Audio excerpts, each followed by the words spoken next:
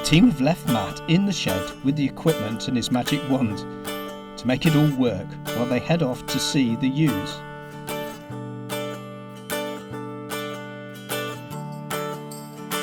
So Richard, when we came here in August, seems a long time ago now, we went through all the ewes that had been weaned a good month previous to that, and we sorted them into 3 groups. Can you just remind me what those groups were? Yeah, so we did the thin, mediums and fats. Yeah.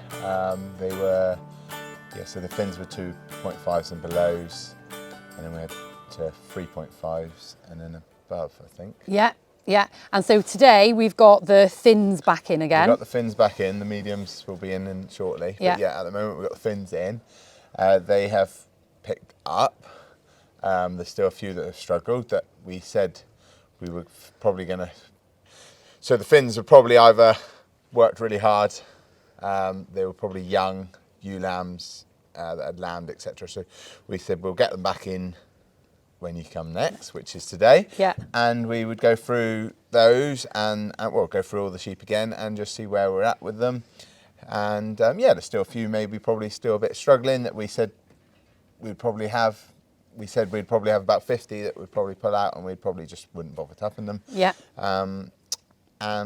See how many we pull out and go from there, I guess. Yeah, so it's going to be great. So we individually record them last time using the handheld. Yeah. And then we're going to go through them again. Yeah. Now, that doesn't necessarily mean everybody has to do that individually, but it's going to give us a good idea. We knew what the range was in the group. We know what the average was. Yeah. And then when I get home, I can get my little spreadsheet out and we can see what the general gain has been. And there might be that some ewes have not gained at all. Yeah. They'll need to go. Yeah. And then there might be some that have gained a condition, if not more. Yeah. So that data and that detail is going to be really interesting. Yeah. But for just general purposes, if people just put their hands on and sort of, we know that everything here was less than 2.5 in August. Yeah. So we'd expect that to be going up. Hopefully, so we'll get a good feel, I think. Obviously, we took an egg count, didn't we? Which was quite a high in this group. So they had a bit of a burden. And luckily it wasn't humongous, but they did have a 1900, so it was quite high, wasn't it? Yeah. So luckily we did take that count, and because they were in that group, we did that whole group, because they had a high count and we'd already reduced the other sheep out as such. So technically we'd only done like less than a third of the sheep of drenching. So it's not like it was a big drench to do. And some have picked up from it, and there's a few maybe underlying issues on the ones that aren't, and they're probably best gone out of the flock, I would imagine.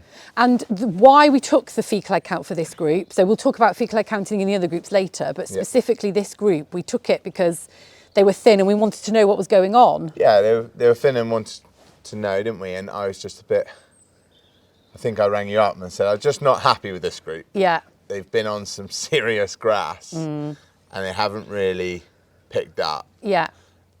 And I think I said, well, one, what do you think's the best thing to do? But in my head, I was like, I think I'd already took an egg count at that time anyway. And I think I'd already got the drench in and literally waiting for the vet to ring me to smack that right into them. Say what the count was. So we literally cracked right on with it and got it done. So we did do a humongous check on it. So that was good. And I think the important thing is they probably weren't thin because they had a worm burden. It's likely that they had a worm burden because they were the struggling group. Yeah. So I think it's always deciding what came first, the chick or the egg. So the other beauty, even though your stockman's eye was telling you they probably needed worming, the count affirmed that.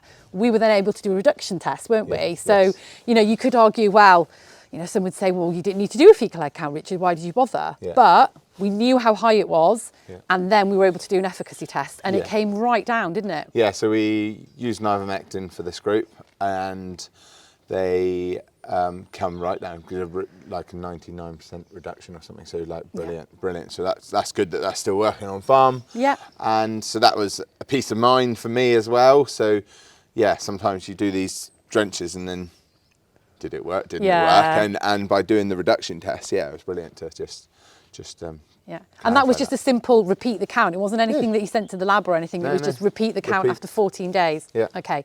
Right, so what we're going to do now, we'll get the ewes in, we'll get our hands on them, because you can't do it by eye, even though as a group we feel that they are looking better, but to get that individual feel of how they are, we're going to put our hands on them. So let's go do that. Let's go do it. Okay. Yeah, so on the back's like really quite bony there, isn't she? But she has actually got a bit of fat cover on the end of her ribs, which is a deceiving shout, because usually you just go on there, don't you? But she has been jabbed 3 times for lameness. Yeah. So she's clearly got an issue. Yeah. And I think it's probably best to pull her out. I agree. So she's 2.5, so she'd be on the low end for tupping, but the reason she's probably thinner is because she has been lame. Now you're doing great, you're doing the other thing, you're catching them quickly and you're treating them, but I think she needs to go. Yeah. Yeah, get your spray can out. There it is. Go. See, this is a bit plainer than she looks, but she's still a 3, so she'll be fine. Yeah. I think she's young. Is it this one? The furthest one. We can do this one. See, this is where it'd be useful now, having your data, because if she had a 4 triplet... Yeah. We'll get there, and though. We'll get there. So we've just gone through the first dozen ewes, and only one of the ewes has not hit a body condition score target for tupping. So we had a discussion earlier. Normally we target 3.5 for a lowland ewe, but we were saying as long as it's got a 3 in front of it, we're going to consider putting them in with a ram, but we'll see how many of them there are. She's a 3, isn't she? Yeah, so I would score her as a 3 as well, because you can feel the transverse. She has had a bad foot. Okay. So she's probably why she's still holding back. Yeah. But I haven't done her for a long time. Because it's blue. Blue. Yeah. So it'd be a month ago, but it probably did knock her so I might just hold her I'll keep her for now. She's marked up, I've got a tag. If she gets lame again, she's gone. Yeah, okay. She's a 3. She's the right condition score, so... Sit down. Assuming she doesn't get lame again, there shouldn't be anything stopping her perhaps gaining a bit more in the next month. While she's in with the ram. Yeah. Yeah, great. 4. 4.25 nearly. She's a 4, yeah. Yeah. You don't need me, Richard. I do, Nerys. I need my Monday morning wins to go to someone. So we've just finished body condition scoring the thin group of ewes.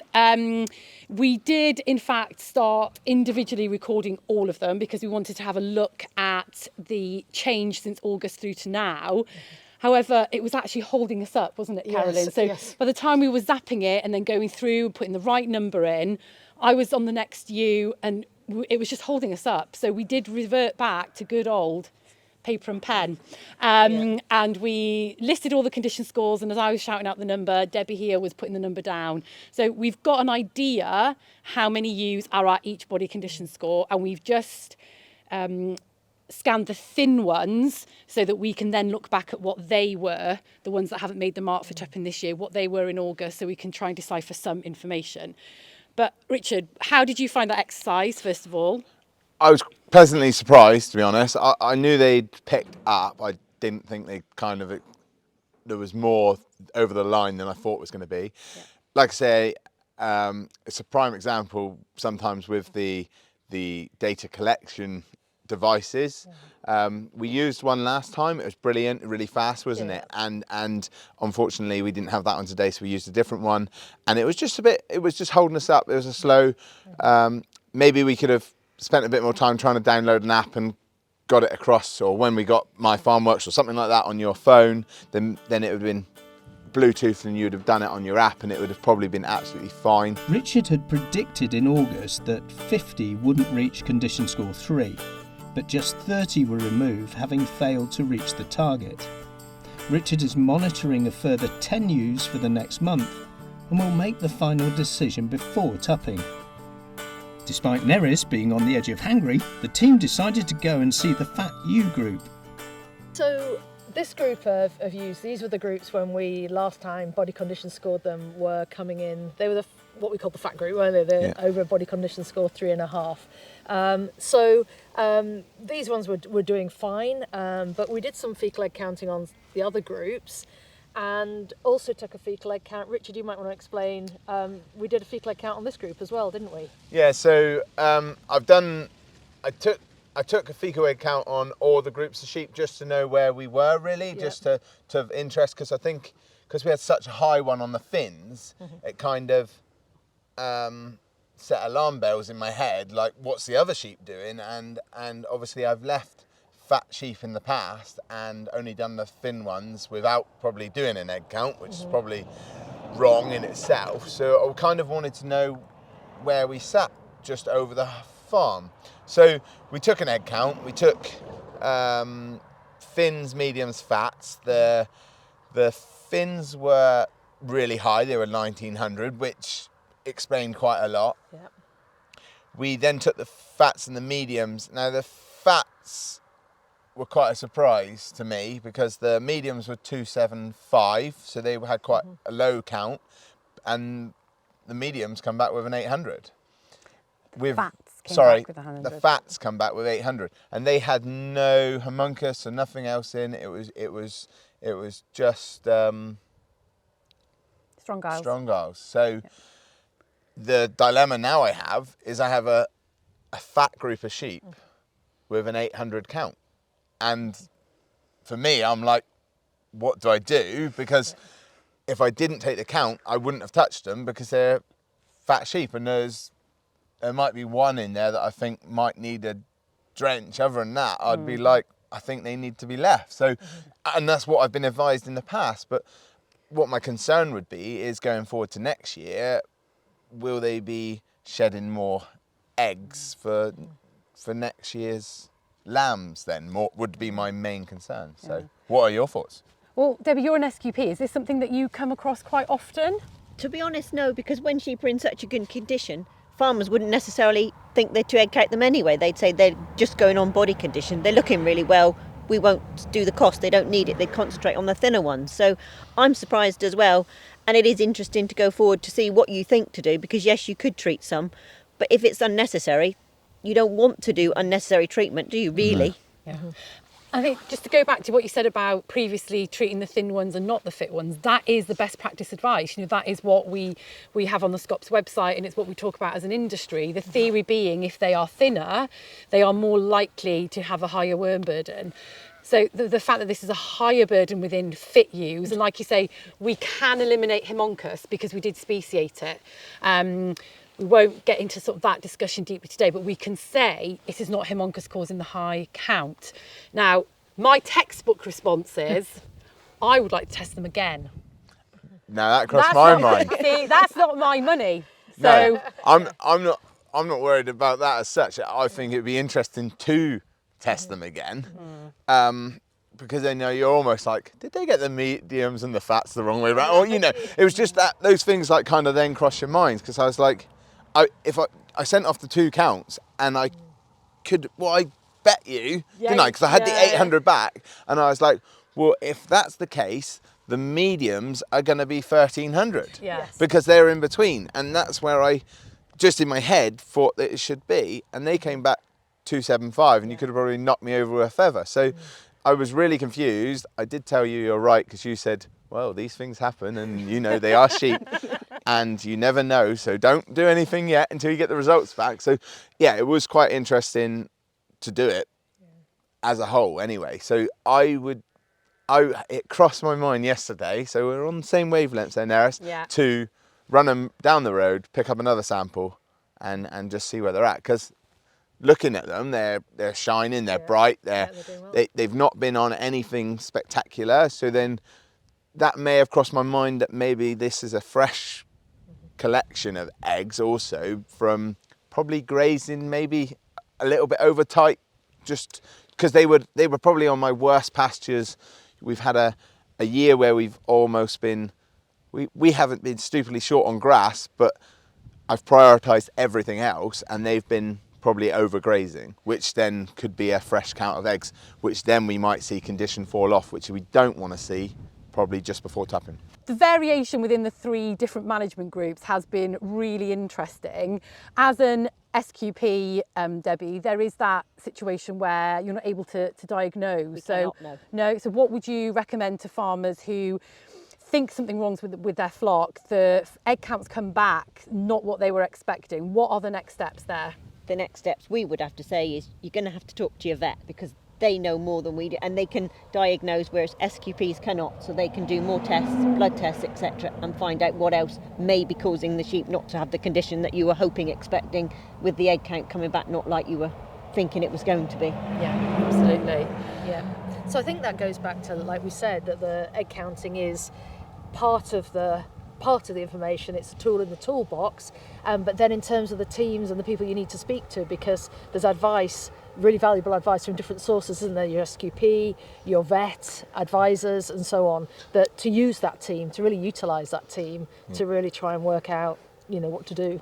Yeah, and that's kind of what we've done throughout this exercise as well. We've had continuous working with Nerys, yourselves, and the vet as well. So that has been really useful. They advise, and luckily the majority are all singing off. We're all singing off the same hymn sheet, which definitely helps. But like you say, the vet has to almost have the final say, because they're the professionals on that level when it's not that issue. So yeah, it's definitely use all those tools in that box. Yeah, a team effort, a real team effort. Yeah. So I think as a sort of decision then, what do you want to do about this group of ewes? We'll put you on the spot. You have definitely put me on the spot. It's just a job to know. If you look, there's a few there, maybe with a few dirty bums. I think first thing we'll get a second count, just to clear it up. I think if it obviously comes back lower, we'll know not to bother. I might just go through, and there's half a dozen there with dirty bums. There's 2 that look like they wouldn't hurt with a drench. So 10 out of 400 or something, it's not the end of the world. But if it comes back higher, then maybe we ought to have another conversation and decide which way to go. I don't think, I'm not in no, they're looking pretty shiny out there, and I'm not in no desperate concern. I still think a stockman's eye is quite useful in these situations. And like, in the other groups, I said, I'm not happy with them there. There's something wrong. And that's kind of, my eye was telling me, and it was proven in the counts. And that's happened with a couple of lamb groups that we've tried and different things. So, the stockman eye still is worth its weight in gold as well. Yeah. But like you say, it's a tool in the box. We're using all these things, and use the next tool and just do another worm count and see where we go. Watch the space. Watch the space. Yeah. Richard retested the ewes, and the fecal egg count came back at 180 eggs per gram, so he decided just to treat 40 of the ewes that had mucky back ends.